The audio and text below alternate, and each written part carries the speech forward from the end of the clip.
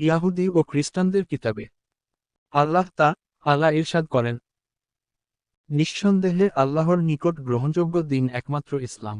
সূরা আল ইমরান, আয়াত -19। আজ আমি তোমাদের জন্য তোমাদের দিনকে পূর্ণাঙ্গ করে দিলাম, তোমাদের উপর আমার আমতকে করলাম পূর্ণ এবং ইসলামকে তোমাদের জন্য দিন হিসাবে মনোনীত করলাম। সূরা মাইদা, আয়াত 3। যে ইসলাম ছাড়া অন্য কোন ধর্ম তালাশ করে কশ্চিনকালেও তা গ্রহণযোগ্য হবে না এবং আখিরাতে সে হবে ক্ষতিগ্রস্ত। সূরা আল ইমরান, আয়াত -19। মহানবী হজরত সাল্লাল্লাহু আলাইহি ওয়াসাল্লাম। 157।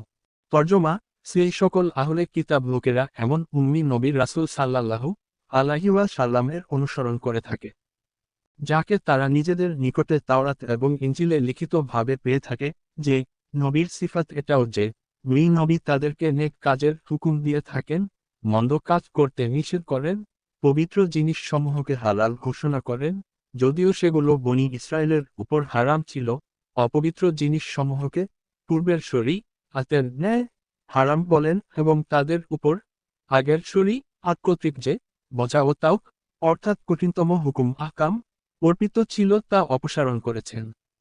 মোদ্দা কথা, যারা ওই নবীর উপর ঈমান আনে, তাকে অত্যন্ত মুহাব্বতের সাথে মান্য করে, তাকে সাহায্য সহায়তা করে এবং ওই নূরের অনুসরণ করে যা সেই নবীর উপর অবতীর্ণ হয়েছে, এ সমস্ত লোকেরাই পরিপূর্ণ কামিয়াবি হাসিল করবে। সূরা রাফ -157।